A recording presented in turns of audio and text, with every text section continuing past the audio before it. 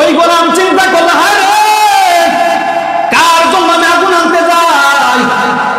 যে মেয়েটা দুনিয়ার মধ্যে ভূমিষ্ঠ হয়েছে, ওই মেয়েটা যদি বড় হওয়ার পরে 100 পুরুষের চরিত্র নষ্ট করে, 100 পুরুষের সাথে জিনা করে, তাহলে এটা তো খারাপ দেখা যায়।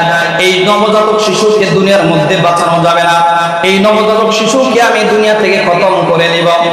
এই বুজুর্গ যখন এই কথা বলছে, এই বালক বড় খুশি।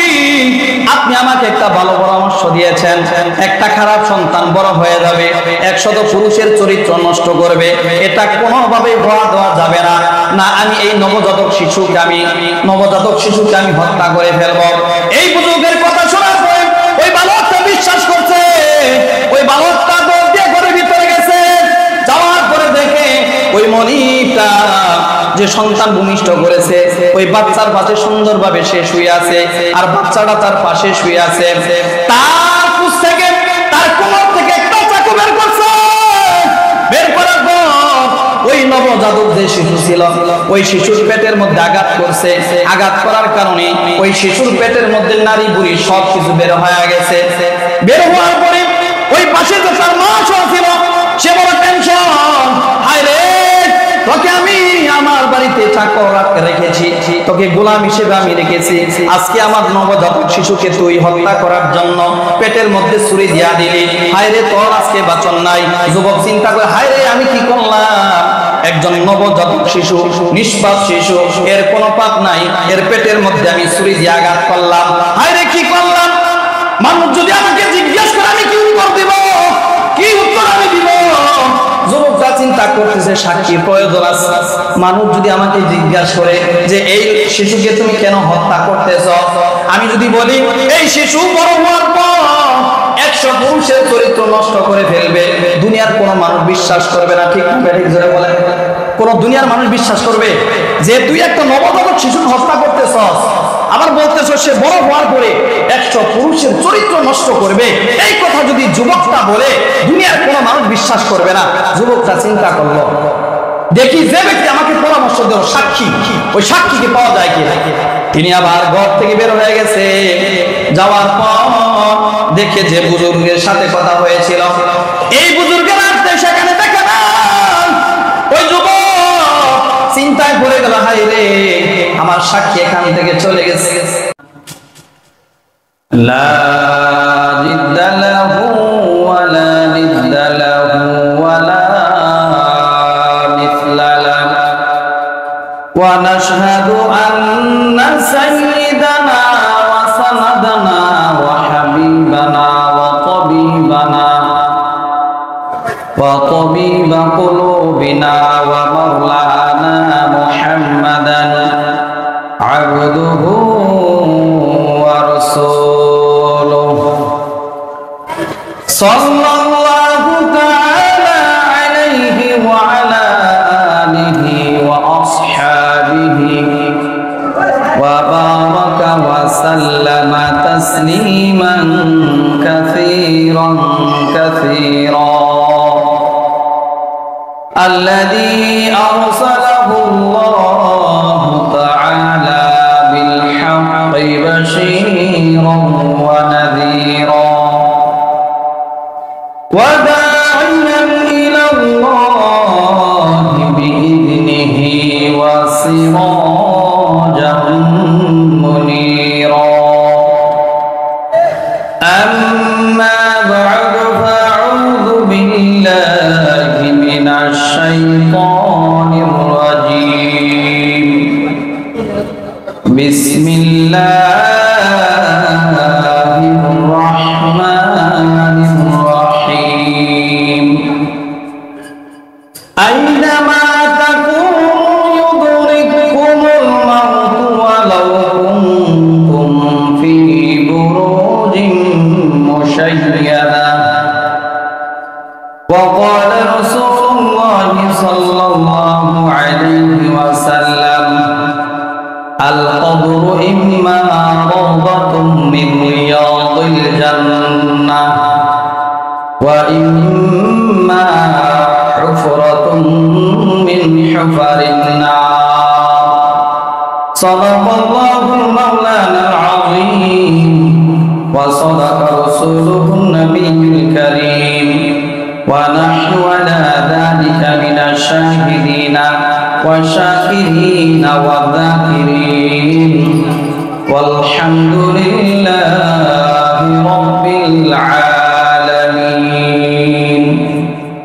সকলে দরুদ শরীফ পড়ি।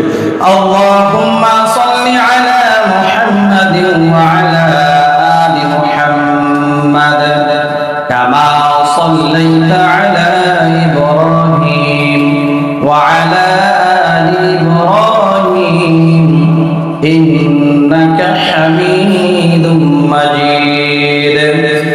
আল্লাহুম্মা বারিক আলা মুহাম্মাদিন ওয়া আলা আলি মুহাম্মাদ কামা বারাকতা আলা ইব্রাহিম ওয়া আলা আলি ইব্রাহিম ইন্নাকা হামিদুম মাজিদ। তাওহীদ কি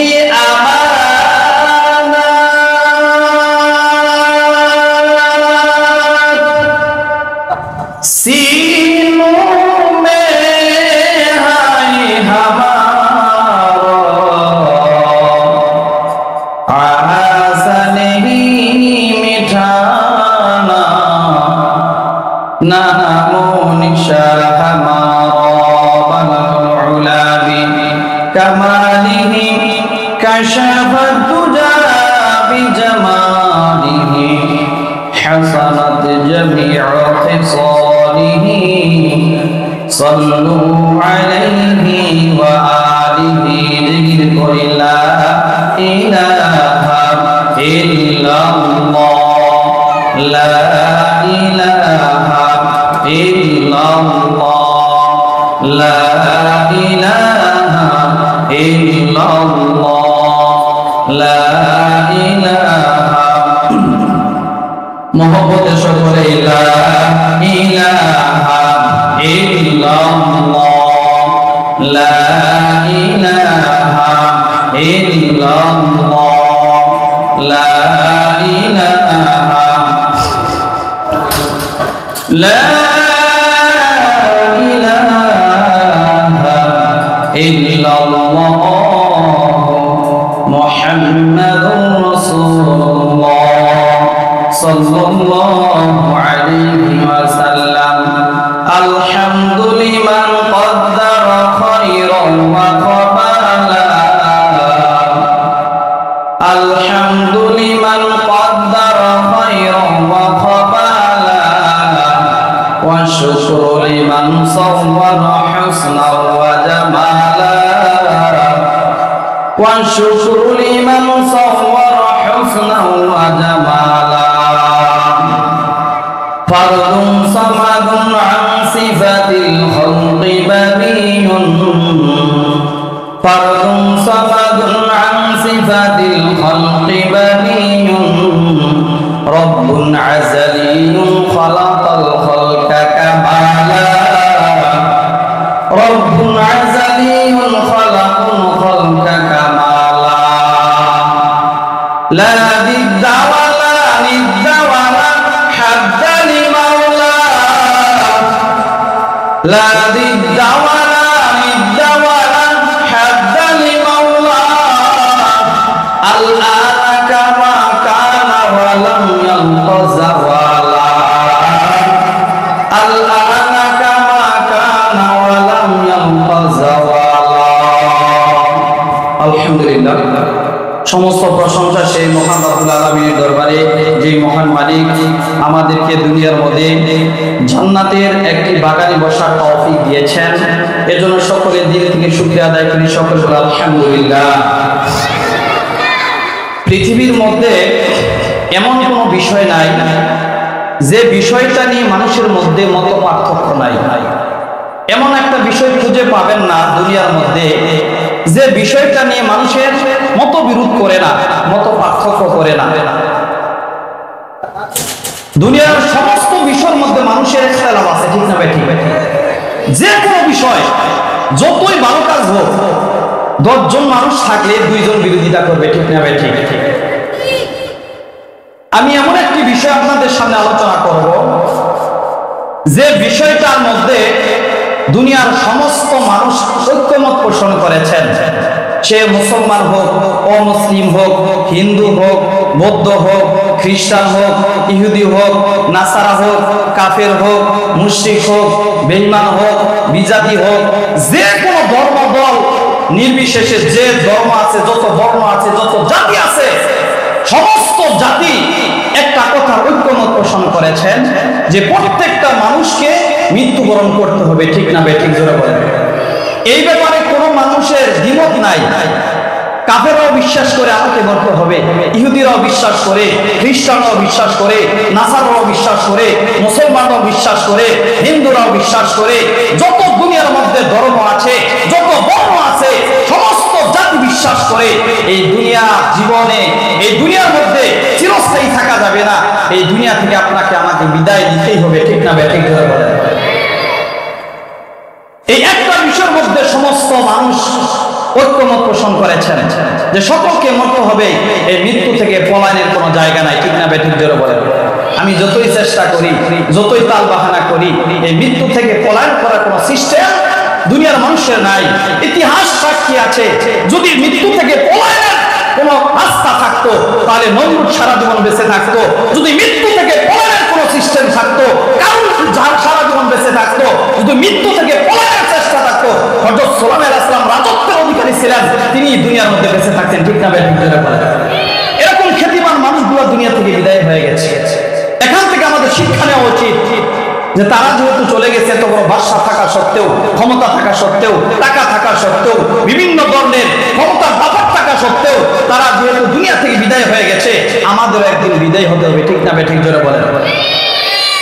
তারপরেও আমরা মুসলমান হিসেবে আমাদের বিশ্বাস আরো মজবুত, আমাদের বিশ্বাস আরো দৃঢ়, আমাদের বিশ্বাস আরো শক্ত। কেন? আমরা যেমন করে বাস্তবতা দেখে যেমন করে বিশ্বাস করি, কোরআন হাদিসের ভাষ্য আমাদের বিশ্বাসকে আরো শক্ত করে দেয়। কোরআন হাদিসের ভাষ্য আমাদের বিশ্বাসকে আরো মজবুত করে দেয়। কোরআন হাদিসের ভাষ্য আমাদের বিশ্বাসকে আরো দৃঢ় করে দেয়। ঠিক না বেঠিক জোরে বলেন? এটা আমরা প্রতিনিয়ত দেখতেছি যে মানুষ দুনিয়া থেকে বিদায় হয়ে যাচ্ছে। আমারও আপনাকে বিদায় হতে হবে।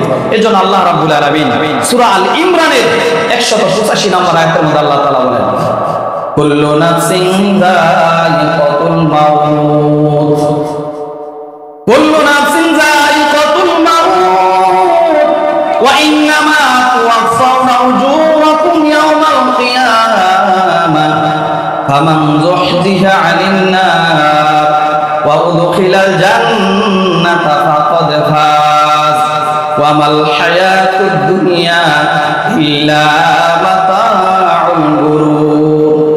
আল্লাহ রাব্বুল আলামিন বলেন, ও দুনিয়ার বান্দারা শোনো, ভালো করে শুনে নাও। দুনিয়ার মধ্যে যত প্রাণী আছে, সমস্ত প্রাণীকে মৃত্যুর স্বাদ গ্রহণ করতে হবে। ঠিক না বেঠিক জোরে বলেন? দুনিয়ার মধ্যে এমন কোন প্রাণী খুঁজে পাওয়া যাবে না যে মানুষটা সারা জীবন, যে জীবটা সারা জীবন দুনিয়ার মধ্যে জীবিত থাকবে। এজন্য আল্লাহ তাআলা বলেন, কুল্লু নাফসিন যায়িকাতুল মাউত, ও দুনিয়ার বান্দারা জেনে নাও, প্রত্যেকটা প্রাণীকে মৃত্যুর স্বাদ গ্রহণ করতে হবে। শুধু তাই নয়, ওয়া ইন্নামা তুওয়াফাউনা উজুরাকুম ইয়াওমাল কিয়ামাহ, আর কিয়ামতের ময়দানে তোমাদের প্রত্যেকের বদলা তোমাদেরকে পরিপূর্ণভাবে বুঝিয়ে দেওয়া হবে। শুধু তাই নয় বান্দা, ফামান যুহজিহা আনিন নার, আর কিয়ামতের ময়দানে যাদেরকে জাহান্নাম থেকে বের করা হবে, ওয়া উদখিলাল জান্নাতা, জাহান্নাম থেকে বের করে জান্নাতের মধ্যে যাদেরকে প্রবেশ করানো হবে, ফাকাদ ফাজ, তারাই হবে কাল কিয়ামতের ময়দানে সফলকামী। ঠিক না বেঠিক জোরে বলেন? একটা মুসলমান যতক্ষণ পর্যন্ত ওই জাহান্নামের আগুন থেকে পর্দা পাবে, ততক্ষণ পর্যন্ত ওই বান্দার কোনো মূল্য নাই। ঠিক না বেঠিক জোরে বলেন? একটা কুকুর মানুষের সাথে পাল্লা দেয়, বান্দারে তুমি মানুষ হওয়ার পরেও আমি কুকুর তোমার থেকে ভালো। কখন ভালো জানো? যখন তুমি জাহান্নামের আগুন থেকে মুক্তি না পাইলা, তখন আমি কুকুর তোমার থেকে আমি উত্তম। ঠিক না বেঠিক জোরে বলেন? একটা মানুষের সফলকাম কোথায় যাবেন? যখন একটা মানুষ জাহান্নামের আগুন থেকে মাপ পায়, জাহান্নাম থেকে বেঁচে যায়, তখন ওই মানুষটার মূল্যটা বেশি। ঠিক না বেঠিক জোরে বলেন? আল্লাহ রাব্বুল আলামিন বলেন, ও দুনিয়ার বান্দারা, ওয়া মাল হায়াতুদ দুনিয়া ইল্লা মাতাউল গুরুর, ও দুনিয়ার বান্দারা শুনে নাও, এই দুনিয়াটা হলো ধোঁকাবাজির জায়গা। একটু শুনে নাও, এই দুনিয়াটা হলো ধোঁকাবাজির জায়গা। দুনিয়াকে মনে করো তুমি সমস্ত মানুষ তোমার বন্ধু। না রে বান্দা, সমস্ত মানুষ তোমার বন্ধু নয়। তুমি মনে করো বান্দা তোমার ভাই তোমার আপন, না তোমার ভাই তোমার আপন নয়।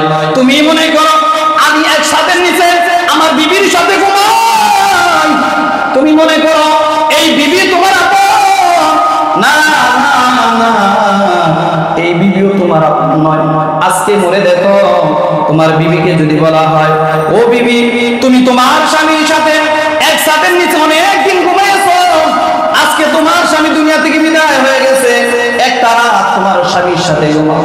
বিবি বলবে না আমি স্বামীর সাথে আর রাত ঘুমাইতে চাই না, তাড়াতাড়ি তাড়াতাড়ি আমার স্বামীকে কবরস্থ করে দাও। ঠিক না বলে? এজন্য দুনিয়ার কোনো মানুষ আপন নয়, বন্ধু তোমার আপন নয়। তোমার বন্ধু কখনো তোমার দুনিয়ার মধ্যে আপন নয়, তোমার বিবিও তোমার আপন নয়, তোমার সন্তানও তোমার আপন নয়, তোমার আত্মীয় স্বজন তোমার আপন নয়। ঠিক না বলেন? এই দুনিয়াটা হলো নিষ্ঠুরতার জায়গা। যার স্বার্থ আছে তোমাকে ভালোবাসবে, স্বার্থ পুড়িয়ে যাবে তোমাকে লাথি মারে দূর করে দিবে। ঠিক না বলেন? ও দুনিয়ার বান্দা, আল্লাহ রাব্বুল আলামিন বলেন কুল্লু নাফসিন যায়িকাতুল মাউত। ও দুনিয়ার বান্দারা, তোমরা জেনে নাও দুনিয়ার প্রত্যেকটা প্রাণীর মৃত্যুবরণ করতে হবে, মৃত্যুর স্বাদ গ্রহণ করতে হবে। এই দুনিয়ার মায়ায় পড়ে তোমরা গুনাহ করো না। এই দুনিয়ার সমস্ত মানুষ তোমার সাথে নিষ্ঠুরতার আচরণ করবে, আজকে বিপদে পড়ে যাও তোমার সাথে কেউ থাকবে না। ঠিক না ঠিক বলে? নিষ্ঠুরে এই পৃথিবীতে কেউ তো আপন নয়, কেউ তো আপন নয় তোমারই, কেউ তো আপন নয়, কেউ তো আপন নয় তোমারই, কেউ তো আপন নয়। ঠিক না বলেন? যাদের সাথে তুমি হৃদয়ের বাঁধন, ফাঁকি দিবে সে তোমাকে স্বার্থ হইলে সমাপন। ঠিক না বলেন? যাদের সাথে তুমি হৃদয়ের বাঁধন, ফাঁকি দিবে সে তোমাকে স্বার্থ হইলে সমাপন। ভুইল না তাই এই দুনিয়ায় পড়ে ছলনায়, বান্দা ভুইল না তাই এই দুনিয়ায় পড়ে ছলনায়।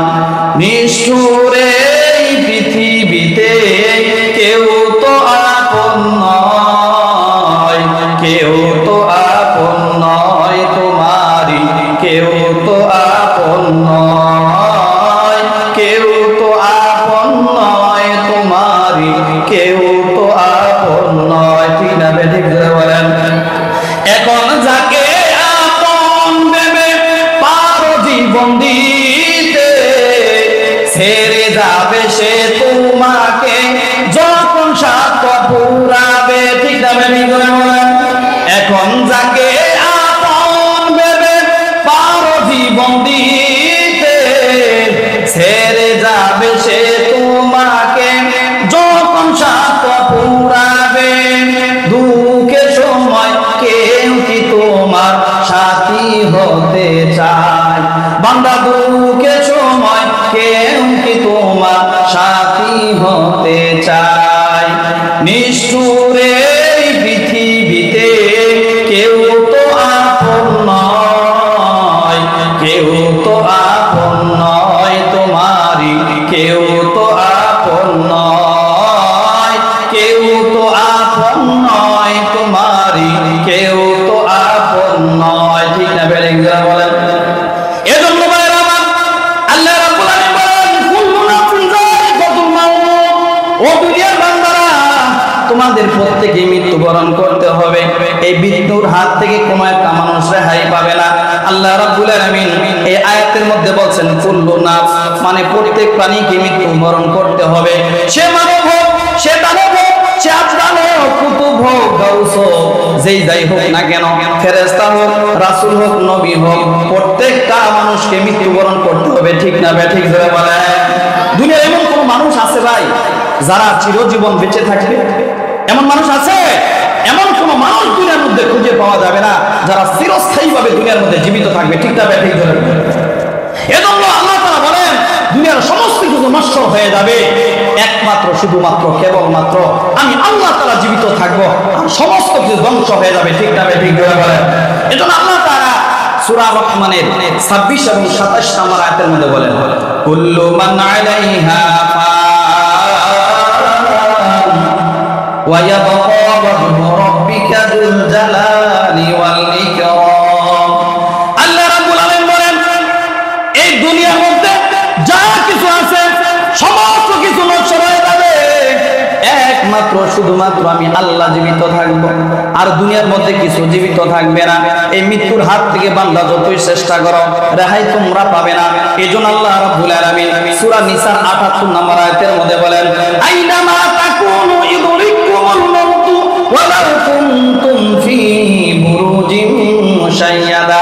বান্দা তুমি যেখানেই থাকো না কেন, এই মৃত্যু তোমাকে পাকড়াও করবে, যদি তুমি সুদীর্ঘ গর্তের ভিতরে অবস্থান করো।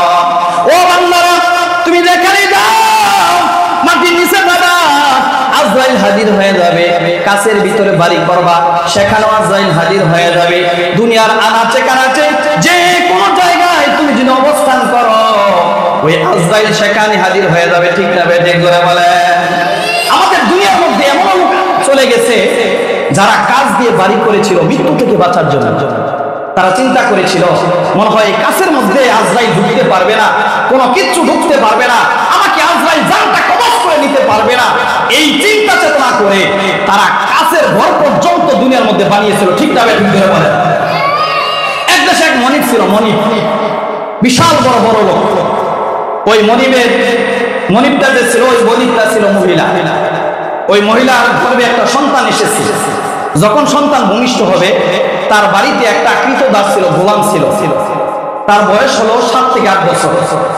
যখন বাচ্চারা ডেলিভারি হইল, ডেলিভারি হওয়ার পরে তার গোলামকে বলে, গোলাম যাও, তুমি তাড়াতাড়ি পাশের বাড়ি থেকে একটু আগুনের ব্যবস্থা করো। কেননা যখন দেখবেন বাচ্চা হয় তখন কিন্তু আগুনের প্রয়োজন হয়, কেননা ওই বাচ্চাকে বিভিন্ন সেক দিতে হয়, বিভিন্ন আগুন দিয়ে পিঠের মধ্যে নাভির মধ্যে ধরতে হয়, তাহলে সে আরাম পায়। ঠিক না বেঠিক জোরে বলেন? এরকম হয় না আপনাদের এলাকায়? কথা বলে না কেন? হয় কি হয় না? এরকম হয়। ঠিক তদ্রুপ ভাবে ওই গোলামকে পাঠিয়ে দিল, যাও তুমি একটু মেহেরবানি করে একজনের বাড়িতে যে একটু আগুনের ব্যবস্থা করো। ওই গোলাম বাড়ি থেকে বের হয়েছে, হওয়ার পরে সামনে এক বুজুর্গের সাথে সাক্ষাৎ, সাদা দাড়ি, বিশাল বড় পাগড়ি, সুন্দর বেশে তার সামনে আসছে। আসার পরে বলতেছে, গোলাম কি ব্যাপার, তুমি এত ছোট বালক কোথায় যাচ্ছ? ওই গোলাম দেখে বলে যে, আমি আমার মনিবের একটা মেয়ে সন্তান হয়েছে, এই মেয়ে সন্তানের জন্য একটু আগুনের ব্যবস্থা করার জন্য আমি অন্য বাড়িতে আগুনের জন্য যাচ্ছি। ওই বুজুর্গ বলে, তুমি কার জন্য আগুনের জন্য যাচ্ছ? যে মেয়েটা ভূমিষ্ঠ হয়েছে, এই মেয়েটা যখন বড় হবে 100 পুরুষের চরিত্র নষ্ট করে ফেলবে, 100 পুরুষের সাথে সে জিনা করবে, তুমি কার জন্য আগুন আনতে যাচ্ছ? এই কথা শোনার পরে ওই গোলাম চিন্তা করলো, হায় রে, কার জন্য আমি আগুন আনতে যাই? যে মেয়েটা দুনিয়ার মধ্যে ভূমিষ্ঠ হয়েছে, ওই মেয়েটা যদি বড় হওয়ার পরে 100 পুরুষের চরিত্র নষ্ট করে, 100 পুরুষের সাথে জিনা করে, তাহলে এটা তো খারাপ দেখা যায়। এই নবজাতক শিশুকে দুনিয়ার মধ্যে বাঁচানো যাবে না, এই নবজাতক শিশুকে আমি দুনিয়া থেকে খতম করে নিব। এই বুজুর্গ যখন এই কথা বলছে, এই বালক বড় খুশি, আপনি আমাকে একটা ভালো পরামর্শ দিয়েছেন, একটা খারাপ সন্তান বড় হয়ে যাবে, 100 পুরুষের চরিত্র নষ্ট করবে, এটা কোনোভাবে হওয়া দেওয়া যাবে না। না, আমি এই নবজাতক শিশুকে আমি হত্যা করে ফেলবো। এই বুজুর্গের কথা শোনার পরে ওই বালকটা বিশ্বাস করছে। ওই বালকটা দৌড় দিয়ে ঘরের ভিতরে গেছে, যাওয়ার পরে দেখে ওই মনিবটা যে সন্তান ভূমিষ্ঠ করেছে, ওই বাচ্চার পাশে সুন্দরভাবে সে শুয়ে আছে, আর বাচ্চাটা তার পাশে শুয়ে আছে। তার কুচ থেকে, তার কোমর থেকে একটা চাকু বের করছে। বের করার পর ওই নবজাতক যে শিশু ছিল, ওই শিশুর পেটের মধ্যে আঘাত করছে। আঘাত করার কারণে ওই শিশুর পেটের মধ্যে নারী বুড়ি সব কিছু বের হয়ে গেছে। বের হওয়ার পরে ওই পাশে যে তার মা ছিল, সে বড় টেনশন, হায় রে, তোকে আমি আমার বাড়িতে চাকর রেখেছি, তোকে গোলাম হিসেবে আমি রেখেছি, আজকে আমার নবজাতক শিশুকে তুই হত্যা করার জন্য পেটের মধ্যে ছুরি দিয়া দিলি, হায় রে, তোর আজকে বাঁচন নাই। যুবক চিন্তা করে, হায় রে, আমি কি করলাম? একজন নবজাতক শিশু, নিষ্পাপ শিশু, এর কোনো পাপ নাই, এর পেটের মধ্যে আমি ছুরি দিয়ে আঘাত করলাম। হায় রে, কি করলাম? মানুষ যদি আমাকে জিজ্ঞেস করে আমি কি উত্তর দিব, কি উত্তর আমি দিব? যুবকরা চিন্তা করতেছে সাক্ষী প্রয়োজন আছে। মানুষ যদি আমাকে জিজ্ঞাসা করে যে এই শিশুকে তুমি কেন হত্যা করতেছ, আমি যদি বলি এই শিশু বড় হওয়ার পর 100 পুরুষের চরিত্র নষ্ট করে ফেলবে, দুনিয়ার কোনো মানুষ বিশ্বাস করবে না। ঠিক ঠিক ধরে বলেন, কোন দুনিয়ার মানুষ বিশ্বাস করবে যে তুই একটা নবজাতক শিশুকে হত্যা করতেছস, আবার বলতেছ সে বড় হওয়ার পরে 100 পুরুষের চরিত্র নষ্ট করবে? এই কথা যদি যুবকটা বলে, দুনিয়ার কোনো মানুষ বিশ্বাস করবে না। যুবকটা চিন্তা করলো, দেখি যে ব্যক্তি আমাকে পরামর্শ দিল সাক্ষী, ওই সাক্ষীকে পাওয়া যায় কি? তিনি আবার ঘর থেকে বের হয়ে গেছে। যাওয়ার পর দেখে যে বুজুর্গের সাথে কথা হয়েছিল, এই বুজুর্গের আসতে সেখানে দেখে না। ওই যুবক চিন্তায় পড়ে গেল, হাই রে, আমার সাক্ষী এখান থেকে চলে গেছে। এখন যদি মানুষ এসে পড়ে আমার কোনো উপায় থাকবে না, আমি কি করি? আমার এই দেশের মধ্যে থাকা যাবে না। ওই যুবকটা সেখান থেকে শত শত মাইল ধরে অন্য এক জায়গায় চলে গেছে। এদিকে আল্লাহ তাআলা কি নিলা খেলা, যে ওই ছোট নবজাতক শিশুকে ছুরি মেরেছিল, ওই মা সুন্দর করে কোনোভাবে ওই বুড়ি গুলা পেটের মধ্যে ভরে সুই দিয়ে সেলাই করে দিয়েছেন। কারণ জীবিত এবং মৃতর মালিক একমাত্র আল্লাহ। জোর বলেন, জীবিত মৃত মালিককে আল্লাহ রাব্বুল আলামিন। যাকে চায় মৃত্যু দেয়, আর যাকে চায় জীবিত রাখে। এজন্য দুনিয়ার মধ্যে দেখবেন কত মানুষকে ডাক্তাররা হাসপাতাল থেকে ফিরাইয়া দেয়, তারপরে বাড়িতে আসার পরে ওই লোকটা সুস্থ হয়ে যায়। ঠিক না বেঠিক ধরে বলেন? আবার এমন কিছু মানুষ আছে যাদেরকে ডাক্তার বলে তুমি ভালো হয়ে যাবা, বাড়িতে আসার পরে তাদের মৃত্যু হয়ে যায়। ঠিক না ঠিক? আল্লাহ রাব্বুল আলামিনের নীলা খেলা। আল্লাহ যাকে চান মৃত্যু ঘটায় দেন, যাকে চান আল্লাহ তাআলা জীবিত রাখেন। এইভাবে যখন ওই নবজাতক শিশুকে সেলাই করে দিয়েছে, এইভাবে অনেক দিন যাচ্ছে। ওই যুবক সন্তান যে ওই নবজাতক শিশুদের পেটের মধ্যে আঘাত করেছিল, সে অন্য জায়গায় চলে গেছে। যাওয়ার পরে আস্তে আস্তে করে বড় হওয়া শুরু করেছে। বড় হওয়ার পরে একটা ইনকামের সোর্স করেছে, সেখানে সে লক্ষ লক্ষ টাকা ইনকাম করে, লক্ষ লক্ষ টাকা ইনকাম করে চিন্তা করে আমি টাকা দিয়ে কি করব, আমার বাড়িতে টাকাগুলো পাঠায় দেই। এই প্রত্যেক মাসে মাসে লক্ষ লক্ষ টাকা ওই যুবক তার মা বাবার কাছে পাঠিয়ে দেয়। আর মা বাবাকে বলে, ও আমার মা, ও আমার বাবা, যে টাকাগুলা পাঠাই এগুলা দিয়ে আমার জন্য সুন্দর করে একটা রাজপ্রাসাদ তৈরি করেন।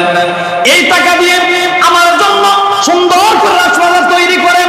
ওই মা বাবা এই কথা শোনার পরে তার যতগুলো টাকা দিয়ে সুন্দর করে একটা রাজপ্রাসাদ তৈরি করলেন। তৈরি করার পরে ওই যুবক সন্তান মা বাবাকে ফোন করে বলে, ও আমার বাবা, এলাকার মধ্যে সবচেয়ে সুন্দরী কোন মহিলা আছে, আমার সাথে ফিটিং হবে এমন একটা মহিলাকে দেখো, যার সাথে আমার বিবাহ হবে। এই কথা বলার পরে মা বাবা দেখা শুরু করলো। এলাকার মধ্যে সুন্দরী একটা মহিলা পাইলো, পাওয়ার পরে তার সাথে বিবাহ ঠিক করে ফেললো। ওই যুবক অন্য দেশ থেকে এই দেশের মধ্যে আসলো। আসার পরে দেখলো সুন্দরী এক মহিলার সাথে তার বিবাহ হয়ে গেছে। বিবাহ হওয়ার পর যেদিন বাসর রাত্রি, ওই রাত্রের মধ্যে যখন স্বামী স্ত্রী একসাথে ঘুমাইতে গেছে, যাওয়ার পরে যখন ঘুমাইতে গেছে দেখে ওই যে ব্যক্তিকে বিবাহ করেছে, যে বিবিকে বিবাহ করেছে, ওই বিবির পেটের মধ্যে দাগ দেখা যায়। ওই বিবির পেটের মধ্যে দাগ দেখা যায়। তখন ওই যুবকটা জিজ্ঞেস করতেছে, বিবি সাহ, তোমার পেটের মধ্যে কিসের দাগ? তোমার কোনো সমস্যা হয়েছিল কিনা, কোনো অপারেশন হয়েছিল কিনা? বিবি বলে, না, আমার কোনো অপারেশন হয় নাই, আমার কিছু হয় নাই। কিন্তু আমি যখন দুনিয়ার মধ্যে ভূমিষ্ঠ করলাম, আমাদের বাড়ির মধ্যে আমার মা একটা গোলাম রেখেছিল, একটা যুবক সন্তানকে রেখেছিল। সেই যুবক সন্তান আমার পেটের মধ্যে ছুরি দিয়ে সে এদেশ থেকে পলায়ন করেছে। সেই দাগটা তুমি এখন দেখতে পাচ্ছ। এই কথা বলার পরে যুবকটা হতভম্ব হয়ে গেল। এই যুবকের মনে টেনশন আসলো, আমি যে মেয়েকে ছুরিতে আঘাত করেছিলাম এই নাকি সেই মেয়ে। আমি তাকে জিজ্ঞেস করলাম, তোমার যে ছুরি দেওয়ার পরে তুমি কি মৃত্যুবরণ করো নাই? কয় না, আল্লাহ তাআলা আমাকে জীবিত রেখেছেন, আমি মরি নাই। আল্লাহ তাআলা আমাকে শেষ মেহেরবানিতে জীবিত রেখেছেন। এই কথা বলার পরে ওই যুবক বলে, ও বিবি, আমি তোমাদের বাড়িতে গোলাম হিসেবে 7-8 বছর যখন বয়স, আমি গোলাম হিসেবে তোমাদের বাড়িতে ছিলাম। কিন্তু এক বুজুর্গ আমাকে এসে বলেছিল, তুমি নাকি 100 পুরুষের চরিত্র নষ্ট করবা, তুমি নাকি 100 পুরুষের সাথে জিনা করবা। এজন্য আমি রাগের মাথায় তোমার পেটের মধ্যে ছুরি আঘাত করেছিলাম, যাতে করে তুমি দুনিয়া থেকে বিদায় হয়ে যাও। আল্লাহ তাআলা তোমাকে বেঁচে রেখেছেন। হায় রে, আমার আরো কিছু দেখার আছে, আমার আরো কিছু দেখার আছে। এই কথা যখন বলছে, বিবি বলে, আমি তো ধরা খেয়ে ফেলেছি। ওই প্রাণের স্বামীকে ডেকে বলে, ও আমার প্রাণের স্বামী, আপনি যা বলেছেন আর ওই বুজুর্গ যা বলেছে সব সত্যি হয়েছে। আমি আমার বিবাহর আগে 100 পুরুষের সাথে জিনা করেছি, 100 পুরুষের চরিত্র আমি হরণ করেছি, কিন্তু আমি তওবা করলাম, আর এমন কোনো কাজ করব না। আপনি আমাকে আপন করে নেন, আপনি আমাকে আপন করে নেন। এই যুবকটা বলে, কোনো অসুবিধা নাই, আমার অনেক কিছু জানার আছে। ওই বুজুর্গ আরেকটা কথা বলেছিল যে তোমার নাকি মৃত্যুটা মাকড়সার মাধ্যমে হবে, তোমার নাকি মৃত্যু মাকড়সার মাধ্যমে হবে। আমি দেখতে যাই এই মাকড়সার মাধ্যমে তোমার কেমন করে মৃত্যু হয়। দুইটা ভবিষ্যৎবাণী করে গেছেন, একটা হলো 100 পুরুষের চরিত্র নষ্ট করবা, আর একটা হলো তোমার মৃত্যু নাকি মাকড়সার মাধ্যমে হবে। একটা সত্য হয়েছে, দেখি দ্বিতীয়টা সত্য হয় কিনা, আমার কিছু দেখার বিষয় আছে। এই কথা বলার পরে বিবির মনের মধ্যে তিনি ভয় সৃষ্টি হয়ে গেল। ভয় সৃষ্টি হওয়ার পরে বলতেছে, প্রাণের স্বামী, আমি আর জীবনে এই খারাপ কাজ করবো না, আমাকে মাফ করে দেন। আপনি যেহেতু লক্ষ লক্ষ টাকার মালিক, যেহেতু মাকড়সার মাধ্যমে আমার মৃত্যু হবে, সেহেতু আমার জন্য একটা রাজপ্রাসাদ তৈরি করেন, যে রাজপ্রাসাদের সমস্ত জায়গা ঘিরে কাচের বেড়া থাকবে, যেখানে পিঁপড়া পর্যন্ত ঢুকতে পারবে না, যেখানে পোকা পর্যন্ত ঢুকতে পারবে না, যেখানে মাকড়সা পর্যন্ত ঢুকতে পারবে না, এমন একটা বাড়ি আপনি প্রাণের স্বামী আমাকে তৈরি করে দেন। এই কথা বলার পরে স্বামীর টাকার অভাব নেই, লাখ লাখ টাকার মালিক। ঠিক আছে বিবি, তোমার জন্য তুমি যে একটা আবদার করেছ, এই আবদার তো তোমার জন্য আমি রাখতেছি। তোমার জন্য সুন্দর করে একটা কাচের বাড়ি তৈরি করব, যেখানে পিঁপড়া ঢোকার সুযোগ হবে না। এরকম করে ওই যুবকটা সুন্দর করে তার বিবির জন্য তিনি একটা কাচের বাড়ি তৈরি করলেন। কাচ দিয়ে, চারদিকে কাচ দিয়ে এমন ভাবে ঘরটা তৈরি করলেন, যেখানে একটা পিঁপড়া পর্যন্ত ঢুকতে পারবে না, একটা পোকা পর্যন্ত ঢুকতে পারবে না। এইভাবে যুবক ওই কাচের ঘরের মধ্যে বিবিকে নিয়ে বসবাস করা শুরু করলো। দিন যায়, মাকড়সার দেখা যায় না। হঠাৎ করে একদিন যখন দুইজন ঘুমাইছে, ঘুমানোর পরে স্বামী যখন ওই ছাদের দিকে তাকাইছে, তাকানোর পরে দেখে যে ওই যে ঘরের কোণার মধ্যে একটু মাকড়সার জাল দেখা যায়। এইটা দেখার পরে ওই স্বামীটা লাফ দিয়ে দাঁড়িয়ে গেছে। হায় রে প্রাণের বিবি, তাকিয়ে দেখো ওই ঘরের কোণের মধ্যে মাকড়সার জাল দেখা যায়, এইটাই নাকি তোমার মৃত্যু দিবে। হায় রে, কি উপায় হবে আমার, আমি তো বিবি ছাড়া হয়ে যাব। এই কথা বলার পরে ওই বিবি দাঁত বার করে খিলখিল করে আসা শুরু করছে। হায় রে, এরকম মাকড়সার জাল কত আমি ঝাড়ু দিয়ে পরিষ্কার করেছি, কত আমি ঝাড়ু দিয়ে পরিষ্কার করেছি, এই মাকড়সা নাকি আমাকে মৃত্যু দিবে। রাগের গোসাই তিনি লাঠি লইয়া ওই ছাদের মধ্যে যে মাকড়সা বসেছিল, ওই মাকড়সার জালকে তিনি ভেঙে ফেলেছে। এই ভেঙে ফেলার পরে চিন্তা করলো, এই তুই আমার মাকড়সা আমার মৃত্যু দিবি, আজকে তোর মৃত্যু আমি দিলাম। এই কথা বলার পরে মাকড়সা যখন পাকার মধ্যে ফালাইছে, ফালানোর পরে এমন রাগ বিবির শরীরে, তুই আমাকে মৃত্যু দিবি, তোর কারণে আমার মৃত্যু হবে, তোকে মাকড়সা আজকে বাঁচিয়ে রাখবো না। এই বলার পরে পা দিয়ে যখন মিশা শুরু করছে, ওই মাকড়সাকে যখন পায়ের গোড়ালি দ্বারা মিশা শুরু করছে, ওই মাকড়সার জালের মধ্যে মালাকুল মাউত হাজির ছিল। ওই মাকড়সার জালের মধ্যে একটা বিষাক্ত একটা বস্তু ছিল, ওই বিষাক্ত বস্তুটার সাথে সাথে বিবির পায়ের মধ্যে ঢুকে গেছে। এই ঢোকার পরে ওই বিবির পায়ের মধ্যে এমন ব্যথা শুরু হয়েছে, কোনো ডাক্তার সারাইতে পারে না। ওই মাকড়সার বিষাক্ত বস্তুর কারণে ওই বিবির মৃত্যু হয়েছে। আমি বুঝাতে চাচ্ছি ভাইরা আমার, আপনার মৃত্যু যেখানেই থাকেন, কাছের ভিতরেই থাকেন, আপনি গর্তের ভিতরেই থাকেন, সেখানে আজরাইল হাজির হতে পারে কি পারে না, জোরে বলেন, পারে কি পারে না। ও দুনিয়ার মানুষ, এজন্য আল্লাহ তাআলা সূরা নিসার 88 মধ্যে বলেন, আইনামা তাকুনু ইউদরিকুমুল মাউত ওয়ালাউ কুনতুম ফি বুরুজিম মুশাইয়াদা। তোমরা যেখানেই থাকো না কেন বান্দা, এই মৃত্যু তোমাদের পাকড়াও করবে, যদিও তোমরা সুদীর্ঘ গর্তের ভিতরে অবস্থান করো। ঠিক না বেঠিক করে বলেন? কখন মরণ আসবে দুনিয়ার কোনো মানুষ বলতে পারবে? কখন কার মরণ আসবে এটা বলার সুযোগ দুনিয়ার কোনো মানুষের নাই। আজরাইল আলাইহিস সালাম একবার নূহ আলাইহিস সালামকে জিজ্ঞেস করেছিল, পয়গম্বর, যত পয়গম্বর দুনিয়ার জমিনে এসেছে সব পয়গম্বরের থেকে আপনার হায়াত আল্লাহ তাআলা বেশি করে দিয়েছে, বলেন তো দেখি এই দুনিয়া সম্পর্কে আপনার কি অভিমত? নূহ আলাইহিস সালাম বলেন, আজরাইল, এই দুনিয়াটাও আমার কাছে দুইটা দরজা। জোরে বলেন কয়টা? এই দুনিয়াটা হলো আমার কাছে দুইটা দরজা। আমার মনে হয় আমি এক দরজা দিয়ে ঢুকলাম, আরেক দরজা দিয়ে বের হলাম, আমার হায়াত শেষ হয়ে গেছে। ও দুনিয়ার মানুষদের শোনেন, আল্লাহ রাব্বুল আলামিন কোন বান্দাকে কখন মরণ দেয় কেউ বলতে পারে না, ঠিক না বেঠিক? জোরে বলেন, কখন কার মরণ হয়? এখানে বসে আছেন, এখানেও আজরাইল হাজির হতে পারে, ঠিক না বেঠিক? আপনি এখান থেকে আপনার বাসা পর্যন্ত যাইতে পারবেন কিনা এতটুকু গ্যারান্টি কোনো মানুষ দিতে পারবে না, ঠিক না বেঠিক? এজন্য কবি বলেছেন, আমার মরণ আসিবে কখন কেউ তো জানে না, ঠিক না বেঠিক? জোরে বলেন, আমার মরণ আসিবে কখন কেউ তো জানে না।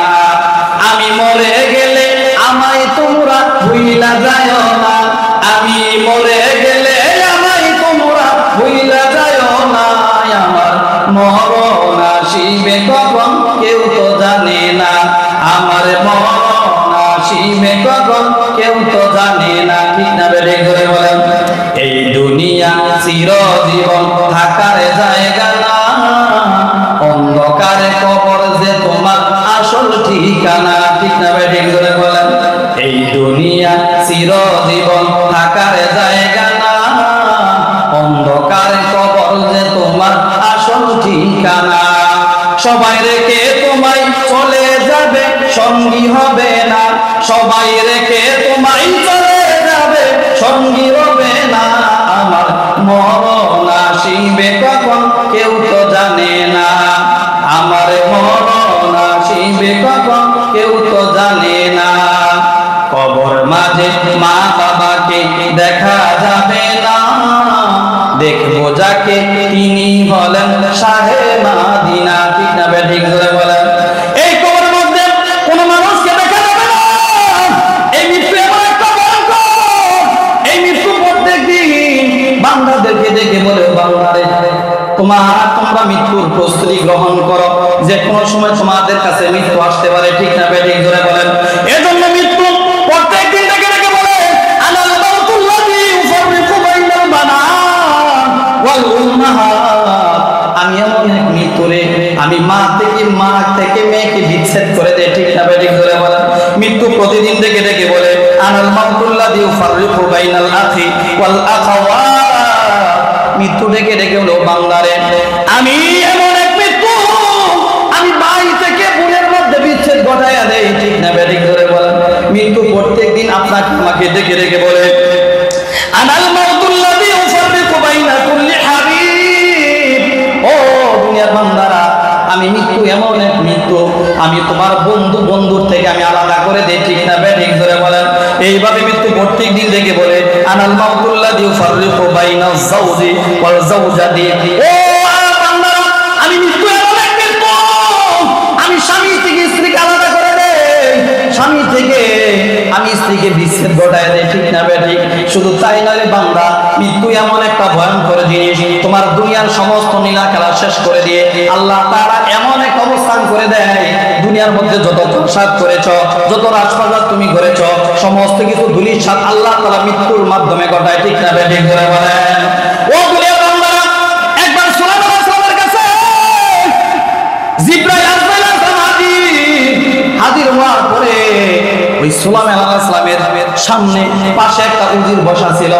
ওই আজরাইল আসার পরে বড় বড় চোখ করে তার দিকে তাকায়, ওই লোকটা তাকানোর কারণে মনের ভিতরে ভয়, হায় রে এই লোকটা আমার দিকে তাকায় কেন?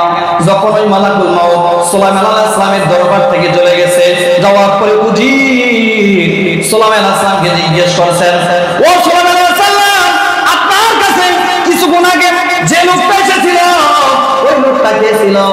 সুলাইমান আলাইহিস সালাম বললেন, ওই লোকটা ছিল মালাকুল মউত, ওই লোকটা ছিল আজরাইল। তখন উজির ডেকে ডেকে বলে, ও সুলাইমান আলাইহিস সালাম, এই লোকটা ফেরেশতা এই আজরাইলরা আমার দিকে বড় বড় করে চোখ করে তাকাইছে। আমার মনের ভিতরে ভয়, না জানি আমার এখনই মৃত্যু হয়ে যায়। আপনি দয়া করে বাতাসকে একটু হুকুম করে দেন, যাতে করে বাতাস আমাকে বুমাস নামক দ্বীপের মধ্যে পৌঁছায় দেয়, যাতে করে আজরাইল আমাকে ধরতে না পারে। এই কথা বলার পরে তখন সুলাইমান আলাইহিস সালাম বাতাসকে বললেন, ও বাতাস যাও, আমার এই উজিরকে তুমি তাড়াতাড়ি 2 ঘন্টার মধ্যে বুমাস নামক দ্বীপের মধ্যে পৌঁছায়া দাও, কারণ সে মৃত্যুকে ভয় পাইতেছে, এই দেশ থেকে অন্য দেশে তুমি তাকে নিয়ে যাও। এই কথা বলার পরে বাতাস সাথে সাথে ওই উজিরকে বুমাস নামক দ্বীপের মধ্যে নিয়ে গেছে। যখনই ওই বাতাস থেকে ওই উজিরটা নামছে, সাথে সাথে হাজির হয়ে গেছে। হাজির হওয়ার পর ওই বুমাস নামক দ্বীপের মধ্যে তার জানটা কবজ করে ফেলছে। জানটা কবজ করার পরে কিছুদিন পর সুলাইমান আলাইহিস সালামের সাথে সাক্ষাৎ হয়েছে। বলে, সুলাইমান আলাইহিস সালাম, আপনার দরবারে একটা উজির ছিল, আপনার দরবারে একটা উজির ছিল, ওই উজিরের মৃত্যু ছিল 2 ঘন্টা টাইম, কিন্তু মৃত্যুটা হবে বুমাস নামক দ্বীপের মধ্যে। আমার বড় টেনশন। আমি মালাকুল মউত যখন আপনার দরবারে আসলাম, দেখলাম সে নীরবে সেখানে বসে আছে। আমার বড় টেনশন, তার মৃত্যু তো হবে বুমাস নামক দ্বীপের মধ্যে, কিন্তু সে এখানে বসে আছে, কিভাবে সে এখানে যাবে? দেখলাম আল্লাহ তাআলা বাতাসের মাধ্যমে ওই বুমাস নামক দ্বীপের মধ্যে তাকে নিয়ে গেছে, আর সেখানে আমি তার জানটা কবজ করে ফেলেছি। এজন্য যার মৃত্যু যেখানে হবে সেখানে হবে, ঠিক না? ঠিক করে বলেন। আপনার মৃত্যু যদি আপনার বাড়িতে লেখা থাকে, আজকে যে কোনো উপায় হোক সেখানে আপনাকে যেতে হবে, ঠিক না? ঠিক। করাচির একটা ঘটনা আপনারা সকলেই জানেন। এই করাচির মধ্যে একটা 5 তলা বিল্ডিং বানাইতেছিল, সেখানে 10 জন কর্মচারী সেখানে 5 তলা বিল্ডিং বানায়। হঠাৎ করে 5 তলা থেকে একটা কর্মচারী, একটা রাজমিস্ত্রি 5 তলা নিচের মধ্যে 1 তলায় পড়ে গেছে। পড়ার পরে তার শরীরের কোনো ব্যথাও পায় নাই, কিচ্ছু হয় নাই। আবার সে নিচতলা থেকে সিঁড়ি বেয়ে বেয়ে 5 তলায় উঠছে। ওঠার পরে তার বন্ধুরা আনন্দ হয় না, 5 তলা থেকে পড়ার পরে তোর হাতটা ভাঙে নাই, তোর পাটা ভাঙে নাই। আল্লাহ তাআলা তোমার প্রতি কত সহায়, তুমি এবার এই আনন্দে আমাদেরকে একটু মিষ্টিমুখ করাও। তখন ওই সওদাগর, অর্থাৎ তাদের নেতা যে ছিল, কন্ট্রাক্টর যে ছিল, তাকে 50 টাকা ধরে দিল। ও বান্দা, আল্লাহ রাব্বুল আলামিন তোমার প্রতি এত দয়া, তুমি 5 তলা বিল্ডিং থেকে নিচে পড়ার পর তোমার মৃত্যু হয় নাই, যাও ওই 50 টাকা নিয়ে যাও, আমাদেরকে মিষ্টি মুখ করাও। ওই লোকটা যখন 50 টাকা নিয়ে ওই করাচি শহরের মধ্যে গেছে, যখন রাস্তা পার হইতেছিল, সাথে সাথে একটা গাড়ি এমন ভাবে ধাক্কা মারছে, সাথে সাথে তার মৃত্যু হয়ে গেছে। আমার ঘটনা বলার উদ্দেশ্য হলো, ও ভাই আমার, যদি আপনার মৃত্যুটা গাড়ি অ্যাক্সিডেন্টের সাথে হয়ে থাকে, সেখানে যদি আপনার মৃত্যু লেখা থাকে, সেখানেই হবে, ঠিক না? ঠিক করে বলেন। এর থেকে ভয়ঙ্কর জায়গা থেকে পড়লো, 5 তলা থেকে নিচ তলার মধ্যে পড়লো, মৃত্যু হইল না, সাধারণ একটু মিষ্টি আনার জন্য গেল, সেখানে গাড়ি অ্যাক্সিডেন্ট হয়ে তার জীবনটা শেষ হয়ে গেল, ঠিক না? ঠিক করে বলেন। এজন্য ভাইরা আমার, এই মৃত্যু এমন এক যন্ত্রণা, দুনিয়ার মানুষ টাকা দিয়ে মৃত্যুকে ঠেকাইতে পারবে না, দুনিয়ার মানুষ সম্পদ দ্বারা এই মৃত্যুকে ঠেকাইতে পারবে না, দুনিয়ার মানুষ কোন রাজত্ব দ্বারা এই মৃত্যুকে ঠেকাইতে পারবে না। এই ক্ষমতার দাপট, যদি রাজত্বর দাপট যদি মৃত্যুকে ঠেকাইতে পারতো, দুনিয়া থেকে সিকান্দার বাদশা দুনিয়া থেকে বিদায় হতো না, ঠিক না? ঠিক করে বলেন। এই ক্ষমতার দাপট, এই টাকার দাপট যদি কোন মানুষের মৃত্যুকে ঠেকাইতে পারতো, তৈমুর লঙ্গ কোনদিন দুনিয়া থেকে বিদায় হইতো না। এই মৃত্যুকে যদি টাকা পয়সা দিয়ে ঠেকাইতে পারতো, তাহলে চেঙ্গিস খান দুনিয়া থেকে বিদায় হতো না। এজন্য আল্লাহ রাব্বুল আলামিন বলেন, ও দুনিয়ার বান্দারা, এই মৃত্যু থেকে পলায়নের কোনো তোমাদের জায়গা নাই। আমি আল্লাহ এমন ভাবে তোমাদের মৃত্যু দেব, যেখানে যাও সেখানে তোমাদের মৃত্যু হবে। এজন্য আল্লাহ রাব্বুল আলামিন সূরা জুমা 8 নম্বর আয়াতের মধ্যে বলেন, কুল ইন্নাল মাউতাল্লাযী তাফিররুনা মিনহু ফাইন্নাহু মুলাকীকুম সুম্মা তুরাদ্দুনা ইলা আলিমিল গায়বি ওয়াশ শাহাদাতি ফায়ুনাব্বিউকুম বিমা কুনতুম তা'মালুন। আল্লাহ রাব্বুল আলামিন বলেন, ও দুনিয়ার বান্দারা, তোমরা কত মৃত্যু থেকে পলায়নের চেষ্টা করো, এই মৃত্যু কিন্তু তোমাদের মুখোমুখি হয়ে যাবে, তোমাদের মৃত্যু কিন্তু মুখোমুখি হয়ে যাবে। তোমরা অবশ্যই অদৃশ্য এবং দৃশ্যের মালিক আল্লাহ তাআলার কাছে তোমরা উপস্থিত হবা কাল কিয়ামতের ময়দানে। আল্লাহ তাআলা তোমাদের সমস্ত আমলগুলো পেশ করে দিবে, ঠিক না বেঠিক জোরে বলেন। দুনিয়ার মধ্যে সমস্ত মানুষ যা কিছু করে সমস্ত কিছু আল্লাহ তাআলা কিয়ামতের ময়দানে সমস্ত মানুষের সামনে ফাঁস করে দিবে, ঠিক না বেঠিক জোরে বলেন। এজন্য ভাইরা আমার, এই মৃত্যু থেকে যে করে হাই পাবো না, এজন্য আমাদের আমলকে দুরস্ত করতে হবে। ভাই, এই দুনিয়ার মধ্যে থাকার পরে আমরা আমল করি না, আমরা মৃত্যুর কথা দিনের মধ্যে একবার স্মরণ করি না, ঠিক না বেঠিক। অথচ রাসূল সাল্লাল্লাহু আলাইহি ওয়াসাল্লাম হাদিসের মধ্যে বলছেন, আকসিরু যিকরা হাযিমিল লাযাতিল মাউত, ও বান্দারা তোমরা মৃত্যুকে অধিক পরিমাণে স্মরণ করো। কেননা এই মৃত্যুকে তুমি অধিক পরিমাণে স্মরণ করো তাহলে দুনিয়ার সমস্ত স্বাদ তোমাদের নষ্ট হয়ে যাবে, ঠিক না বেঠিক বলে। এজন্য ভাইরা আমার, এই মৃত্যুর কথা দুনিয়ার মধ্যে যারা স্মরণ করছে ওই মানুষগুলো দামি হয়ে গেছে। মৃত্যুর কথা কোনো বান্দার যদি স্মরণ হয়ে যায় ওই বান্দা কখনো গুনাহ কাজ করতে পারে না, ঠিক না বেঠিক করে বলেন। এই মৃত্যুর কথা যদি সদা সর্বদা স্মরণ থাকে, হায়রে দুনিয়ার মধ্যে যতই বাহাদুরি করি, যতই ক্ষমতার দাপট দেখাই, যত রাজত্বের ক্ষমতার দাপট দেখাই, অবশ্যই আমাকে মৃত্যুবরণ করতে হবে। এই চিন্তা যদি কোনো মানুষের কলবের মধ্যে বসে যায় ওই মানুষটা কখনোই গুনার কাজ করতে পারে না, জোরে বলেন ঠিক না বেঠিক। ওই মানুষটা গুনার কাজ করতে পারে না। কিন্তু আমাদের মৃত্যুর কথা স্মরণ নাই, আমরা মৃত্যুর সম্পর্কে আমাদের ধারণাও নাই, মৃত্যু সম্পর্কে কিছু আলোচনা আমাদের শোনা দরকার যাতে করে আমাদের দিলের মধ্যে মৃত্যুর ভয়টা সৃষ্টি হয়ে যায়, ঠিক না বেঠিক জোরে বলেন। রাসূল সাল্লাল্লাহু আলাইহি ওয়াসাল্লাম হাদিসের মধ্যে বলছেন, আল কবরু ইম্মা রাওযাতুম মিন রিয়াদিল জান্নাহ ওয়া ইম্মা হুফরাতুম মিন হুফারিন নার। ও দুনিয়ার বান্দারা, তুমি যখন মরে যাবে, এই মরার পরে কবরের মধ্যে যখন রাখা হবে, এই কবর কারো কারো জন্য জান্নাতের বাগান হয়ে যাবে, আবার কারো কারো জন্য জাহান্নামের গর্ত হয়ে যাবে, ঠিক না বেঠিক জোরে বলেন। আমার রাসূল বলে, ও আমার উম্মতেরা শোনো, তোমার আমল দ্বারা এই কবরকে তুমি জান্নাতের বাগান বানাই না নাকি জাহান্নামের গর্তে পরিণত করলা, একবার টেনশন করো, একবার চিন্তা করে দেখো। ও দুনিয়ার বান্দারা, এই কবর যদি তোমার জন্য জাহান্নামের গর্ত হয়, এই জাহান্নামের গর্ত যদি হয়ে যায়, এই জাহান্নামের গর্তে থাকা আমাদের কোনোভাবে সম্ভব না, ঠিক না বেঠিক। সামান্য একটু দুনিয়ার মধ্যে যদি আগুন হাতের মধ্যে লাগে, সারা রাত সারা দিন ঘুমাইতে পারি না। আর জাহান্নামের আগুন দুনিয়ার থেকে 70 গুণ তেজ বেশি, ঠিক না বেঠিক করে বলে। এজন্য ভাইরা আমার, আমরা যারা মৃত্যুর কথা স্মরণ করি না, আমাদের উচিত দিনের মধ্যে কমপক্ষে 20 বার মৃত্যুর কথা স্মরণ করা, ঠিক না বেঠিক করে বলে। এজন্য ভাইরা রে, মৃত্যুবরণ যেহেতু করতে হবে, এই দুনিয়াতে থাকতে পারবো না, মৃত্যুর হাত থেকে যেহেতু রেহাই পাবো না, আমাদের আল্লাহ তাআলার কাছে তওবা করে এই মৃত্যুর কথা স্মরণ করে আমাদের আল্লাহর হুকুম আহকামগুলো মানা দরকার আছে না নাই? আমাদের আল্লাহ তাআলার আদেশ রাসূলের সুন্নাত তরিকা মানার দরকার আছে না নাই? প্রত্যেকটা মানুষের উচিত হলো, হায় আমাকে যে মৃত্যুবরণ করতে হবে, এই মৃত্যু থেকে বাঁচার কোনো উপায় নাই। আমার একদিন দাড়িগুলো কালো ছিল, হঠাৎ করে সাদা হয়ে গেছে। আমার কখন জানি মৃত্যুর পরোয়াটা আমার কাছে চলে আসে, কখন জানি আজরাইল ফট করে আমার জানটা কবজ করে নিয়ে যায়, তখন আমার কি হবে? আমি তো আমল করতে পারি নাই। ওই কবরের মধ্যে যাওয়ার পরে এই কবর যদি জাহান্নামের গর্ত হয়ে যায়, আমার উপায় কি হবে? এই চিন্তা প্রত্যেকটা মানুষের মনের মধ্যে থাকা দরকার আছে না? জোরে বলা আছে না? মরণ থেকে যতই পারা, মরণ তোমায় লইবে গিরি, যদিও সেই সুদূর আকাশ পানে, সেখানে যদি তুমি বানাও সিঁড়ি, ঠিক না বেঠিক করে বলেন। এই মরার থেকে বাঁচার কোনো সিস্টেম নাই, দুনিয়ার কোনো মানুষ এখন পর্যন্ত বাঁচতে পারে নাই। এজন্য ভাইরা আমার, এই মৃত্যু থেকে যেহেতু বাঁচার কোনো সিস্টেম নাই, এজন্য আমাদের যেহেতু মৃত্যুবরণ করতে হবে, সেজন্য আমাদের 5 ওয়াক্ত নামাজ সঠিকভাবে পড়ার দরকার আছে না নাই?